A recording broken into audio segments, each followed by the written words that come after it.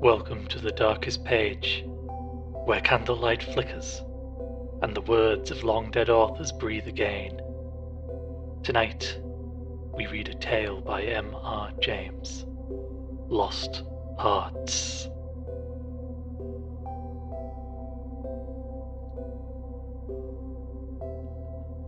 It was, as far as I can ascertain, in September of the year 1811, that a post-chaise drew up before the door of Aswarby Hall, in the heart of Lincolnshire.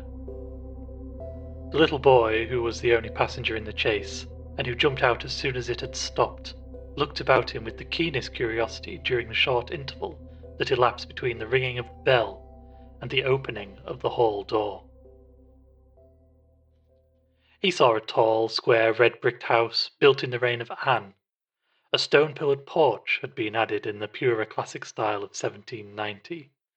The windows of the house were many, tall and narrow, with small panes and thick, white woodwork. The pediment, pierced with a round window, crowned the front.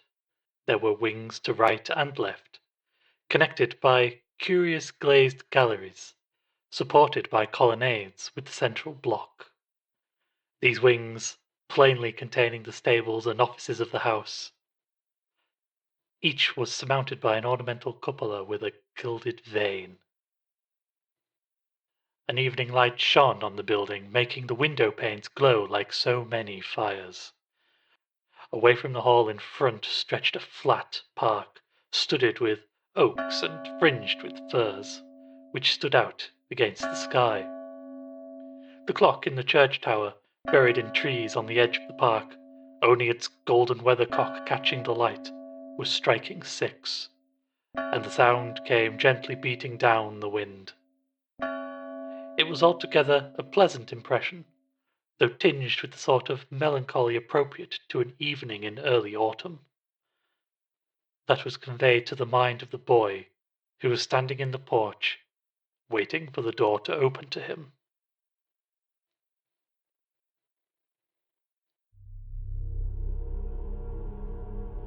The post-chaise had brought him from Warwickshire, where, some 6 months before, he had been left an orphan.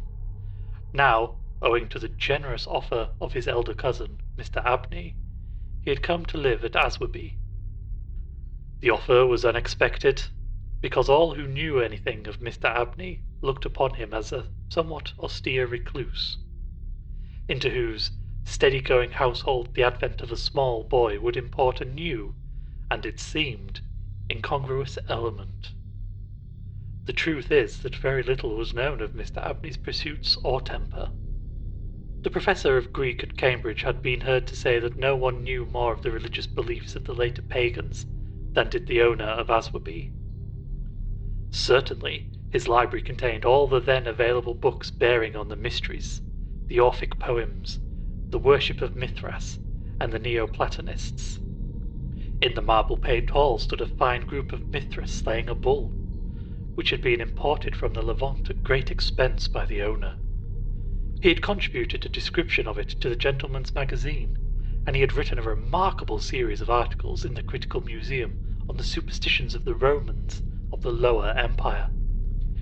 He was looked upon, in fine, as a man wrapped up in his books, and it was a matter of great surprise amongst his neighbours that he should even have heard of his orphan cousin, Stephen Elliott, much more than he should have volunteered to make him an inmate of Aswarby Hall. Whatever may be expected by his neighbours, it is certain that Mr. Abney, the tall, the thin, the austere, seemed inclined to give his young cousin a kindly reception. The moment the front door was opened, he darted out of his study, rubbing his hands with delight. "How are you, my boy? How are you? How old are you?" said he. "That is, you are not too much tired, I hope, by your journey to eat your supper?" "No, thank you, sir," said Master Elliot. "I'm pretty well." "That's a good lad," said Mr. Abney. "And how old are you, my boy?" It seemed a little odd that he should have asked the question twice in the first 2 minutes of their acquaintance. "I'm 12 years old next birthday, sir," said Stephen. "And when is your birthday, my dear boy? 11th of September, eh? That's well, that's very well. Nearly a year hence, isn't it? I like I like to get these things down in my book. Sure it's 12? Certain? Yes, quite sure, sir.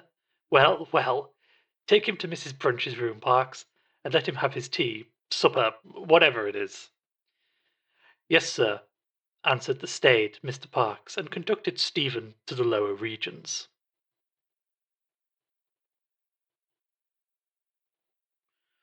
Mrs. Brunch was the most comfortable and human person whom Stephen had as yet met in Aswarby. She made him completely at home. They were great friends in a quarter of an hour, and great friends they remained. Mrs. Bunch had been born in the neighbourhood some 55 years before the date of Stephen's arrival, and her residence at the Hall was of 20 years' standing. Consequently, if anyone knew the ins and outs of the house and the district, Mrs. Bunch knew them, and she was by no means disinclined to communicate her information. Certainly, there were plenty of things about the Hall and the Hall gardens which Stephen, who was of an adventurous and inquiring turn, was anxious to have explained to him. Who built the temple at the end of the Laurel Walk? Who was the old man whose picture hung on the staircase, sitting at a table with a skull under his hand? These and many similar points were cleared up by the resources of Mrs. Brunch's powerful intellect. There were others, however, of which the explanations furnished were less satisfactory. One November evening Stephen was sitting by the fire in the housekeeper's room reflecting on his surroundings. "Is Mr. Abney a good man, and will he go to heaven?" he suddenly asked, with the peculiar confidence which children possess in the ability of their elders to settle these questions, the decision of which is believed to be reserved for other tribunals. "Good? Bless the child! Master's as kind a soul as I ever see. Didn't I never tell you of the little boy as he took in out of the street, as you may say, this 7 years back? And the little girl 2 years after I first come here? No. Do tell me all about them, Mrs. Brunch, now, this minute." "Well," said Mrs. Brunch, "the little girl I don't seem to recollect so much about. I know master brought her back with him from his walk one day, and gave orders to Mrs. Ellis, as was housekeeper then, as she should be took every care with, and the poor child hadn't no one belonging to her. She told me so her own self, and here she lived with us as a matter of 3 weeks it might be, and then, whether she were something of a gipsy in her blood or what not, but one morning she out of her bed afore any of us had opened an eye, and neither track nor yet trace of her have I set eyes on since. Master was wonderful put about, and had all the ponds dragged, but it was my belief she was had away by them gipsies, for there was singing round the house for as much as an hour the night she went, and Parks, he declare as he heard them a calling in the woods all that afternoon. Dear, dear! A hood child she was, so silent in her ways and all, but I was wonderful taken up with her, so domesticated she was, surprising." "And what about the little boy?" said Stephen. "Ah, that poor boy," sighed Mrs. Brunch. "He was a foreigner.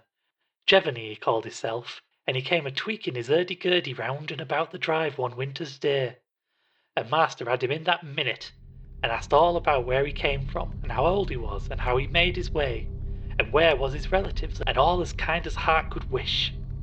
But it went the same way with him. They're a unruly lot, them foreign nations, I do suppose, and he was off one fine morning just the same as the girl. Why he went and what he done was our question for as much as a year after, for he never took his hurdy-gurdy, and there it lays on the shelf."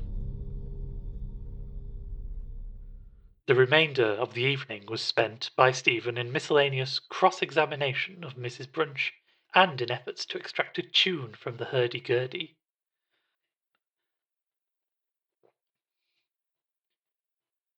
That night he had a curious dream. At the end of the passage at the top of the house, in which his bedroom was situated, there was an old disused bathroom. It was kept locked, but the upper half of the door was glazed, and since the muslin curtains which used to hang there had long been gone, you could look in and see the lead-lined bath affixed to the wall on the right hand, with its head towards the window. On the night of which I am speaking, Stephen Elliott found himself, as he thought, looking through the glazed door. The moon was shining through the window, and he was gazing at a figure which lay in the bath. His description of what he saw reminds me of what I once beheld myself in the famous vaults of St. Michan's Church in Dublin, which possess the horrid property of preserving corpses from decay for centuries.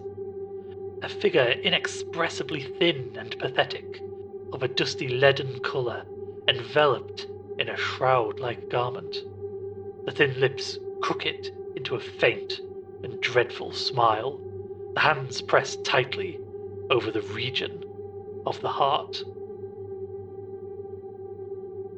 As he looked upon it, a distant, almost inaudible moan seemed to issue from its lips, and the arms began to stir.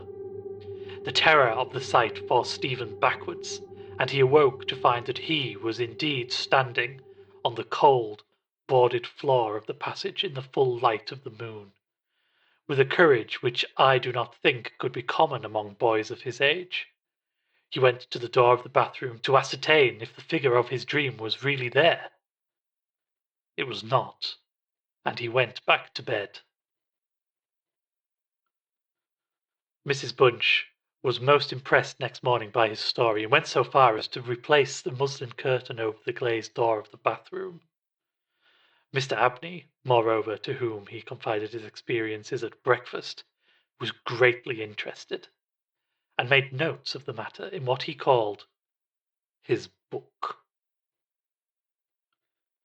The spring equinox was approaching, as Mr. Abney frequently reminded his cousin, adding that this had been always considered by the ancients to be a critical time for the young, that Stephen would do well to take care of himself, and to shut his bedroom window at night, and that the Censorinus had some valuable remarks on the subject. Two incidents that occurred about this time made an impression upon Stephen's mind. The first was after an unusually uneasy and oppressed night that he had passed, that he could not recall any particular dream that he had had. The following evening Mrs. Bunch was occupying herself in mending his nightgown. "Gracious me, Master Stephen," she broke forth rather irritably, "how do you manage to tear your nightdress all to flinders this way? Look here, sir, what trouble you do give to poor servants that have to darn and mend after you." There was indeed a most destructive and apparent wanton series of slits or scores in the garment, which would undoubtedly require a skilful needle to make good. They were confined to the left side of the chest, long, parallel slits about 6 inches in length, some of them not quite piercing the texture of the linen. Stephen could only express his entire ignorance of their origin. He was sure they were not there the night before. "But," he said, "Mrs. Bunch, they are just the same as the scratches on the outside of my bedroom door, and I'm sure I never had anything to do with making them." Mrs. Bunch gazed at him open-mouthed, then snatched up a candle, departed hastily from the room, and was heard making her way upstairs. In a few minutes she came down. "Well," she said, "Master Stephen, it's a funny thing to me how them marks and scratches can a come there, too high up for any cat or dog to have made 'em, much less a rat, for all the world like a Chinaman's fingernails, as my uncle in the tea trade used to tell us of when we was girls together."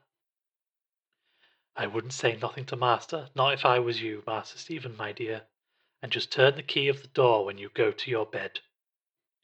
"I always do, Mrs. Bunch, as soon as I've said my prayers." "Ah, that's a good child. Always say your prayers, and then no one can hurt you." Herewith Mrs. Bunch addressed herself to mending the injured nightgown, with intervals of meditation, until bedtime. This was on a Friday night in March, 1812.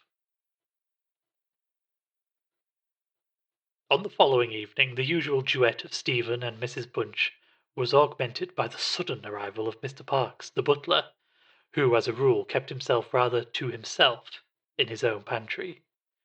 He did not see that Stephen was there. He was, moreover, flustered, and less slow of speech than was his wont. "Master may get up his own wine if he likes of an evening," was his first remark. "Either I do it in the daytime or not at all, Mrs. Bunch. I don't know what it may be. Very like it's the rats or the wind got into the cellars. But I'm not so young as I was, and I can't go through with it as I have done." "Well, Mr. Parks, you know it is a surprising place for the rats, is the Hall." "I'm not denying that, Mrs. Bunch, and to be sure many a time I've heard the tale from the men in the shipyards about the rat that could speak. I never laid no confidence in that before, but tonight, if I'd demeaned myself to lay my ear to the door of a further bin, I could pretty much have heard what they were saying." "Oh, there, Mr. Parks, I've no patience with your fancies. Rats talking in the wine cellar, indeed." "Well, Mrs. Bunch, I've no wish to argue with you. All I say is, if you choose to go to the far bin and lay your ear to the door, you may prove my words this minute." "What nonsense you do talk, Mr. Parks. Not fit for children to listen to. Why, you'll be frightening Master Stephen there out of his wits." "What? Master Stephen?" said Parks, awaking to the consciousness of the boy's presence. "Master Stephen knows well enough when I'm playing a joke with you, Mrs. Bunch." In fact, Master Stephen knew much too well to suppose that Mr. Parks had in the first instance intended a joke. He was interested, not altogether pleasantly, in the situation, but all his questions were unsuccessful in inducing the butler to give any more detailed account of his experiences in the wine cellar.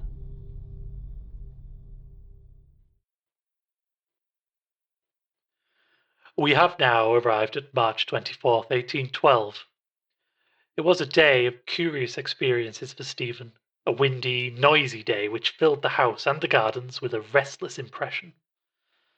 As Stephen stood by the fence of the grounds and looked out into the park, he felt as if an endless procession of unseen people were sweeping past him on the wind, borne on resistantly and aimlessly, vainly striving to stop themselves, to catch at something that might arrest their flight and bring them once again into contact with the living world of which they had formed a part.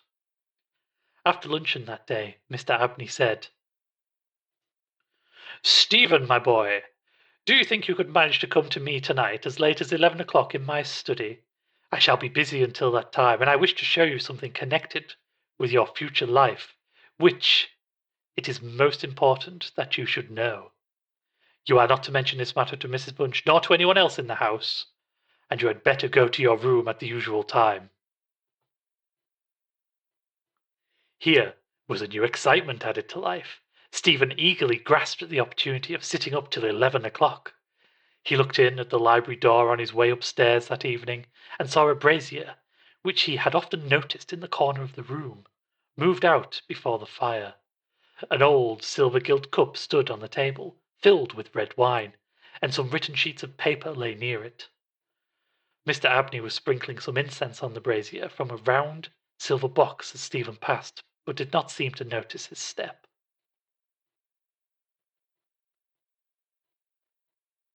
The wind had fallen, and there was a still night and a full moon. At about 10 o'clock, Stephen was standing at the open window of his bedroom, looking out over the country. Still as the night was, the mysterious population of the distant moonlit woods was not yet lulled to rest. From time to time, strange cries as of lost and despairing wanderers sounded from across the mere. They might be the notes of owls or water birds, yet they did not quite resemble either sound. Were not they coming nearer? Now they sounded from the nearer side of the water, and in a few moments they seemed to be floating about amongst the shrubberies. Then they ceased, but just as Stephen was thinking of shutting the window and resuming his reading of Robinson Crusoe, he caught sight of two figures standing on the gravelled terrace that ran along the garden side of the hall. The figures of a boy and girl, as it seemed. They stood side by side, looking up at the windows. Something in the form of the girl recalled irresistibly his dream of the figure in the bath. The boy inspired him with more acute fear. whilst the girl stood still, half smiling, with her hands clasped over her heart, the boy, a thin shape with black hair and ragged clothing, raised his arms in the air with an appearance of menace and of unappeasable hunger and longing. The moon shone upon his almost transparent hands, and Stephen saw that the nails were fearfully long, and that the light shone through them. As he stood with his arms thus raised, he disclosed a terrifying spectacle. On the left side of his chest, there opened a black and gaping rent, and there fell upon Stephen's brain, rather than upon his ear, the impression of one of those hungry and desolate cries that he had heard resounding over the woods of Aswarby all that evening. In another moment this dreadful pair had moved swiftly and noiselessly over the dry gravel, and he saw them no more. Inexpressibly frightened as he was, he determined to take his candle and go down to Mr. Abney's study, for the hour appointed for their meeting was near at hand. The study, or library, opened out of the front hall on one side, and Stephen, urged on by his terrors, did not take long in getting there. To effect an entrance was not so easy. The door was not locked, he felt sure, for the key was on the outside of it as usual. His repeated knocks produced no answer. Mr. Abney was engaged. He was speaking. What? Why did he try to cry out? And why was the cry choked in his throat? Had he, too, seen the mysterious children? But now everything was quiet, and the door yielded to Stephen's terrified and frantic pushing. On the table in Mr. Abney's study, certain papers were found which explained the situation to Stephen Elliott when he was of an age to understand them. The most important sentences were as follows. It was a belief very strongly and generally held by the ancients, of whose wisdom in these matters I have had such experience as induced me to place confidence in their assertions, that by enacting certain processes, which to us moderns have something of a barbaric complexion, a very remarkable enlightenment of the spiritual faculties in man may be attained.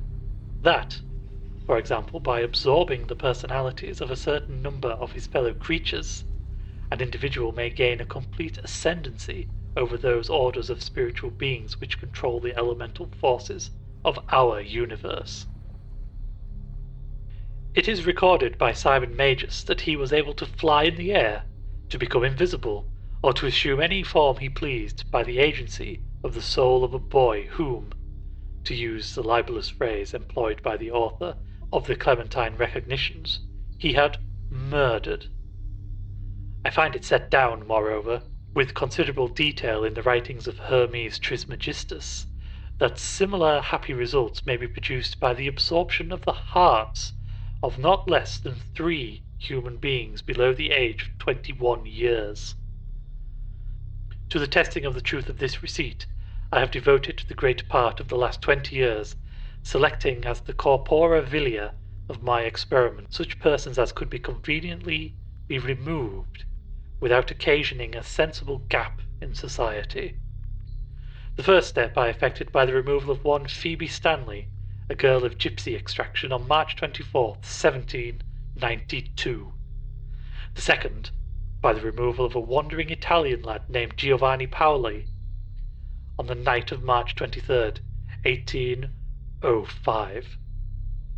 The final victim, to employ a word repugnant to the highest degree to my feelings, must be my cousin, Stephen Elliott. His day must be this March 24th, 1812.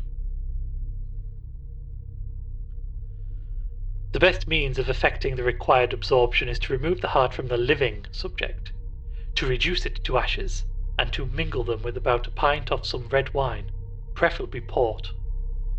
The remains of the first 2 subjects, at least, it will be well to conceal. A disused bathroom or wine cellar will be found convenient for such a purpose. Some annoyance may be experienced from the psychic portions of the subjects, which popular language dignifies with the name of ghosts. But the man of philosophic temperament to whom alone the experiment is appropriate, will be little prone to attach importance to the feeble efforts of these beings to wreak their vengeance on him. I contemplate with the liveliest satisfaction the enlarged and emancipated existence which the experiment, if successful, will confer on me, not only placing me beyond the reach of human justice, so called, but eliminating to a great extent the prospect of death itself.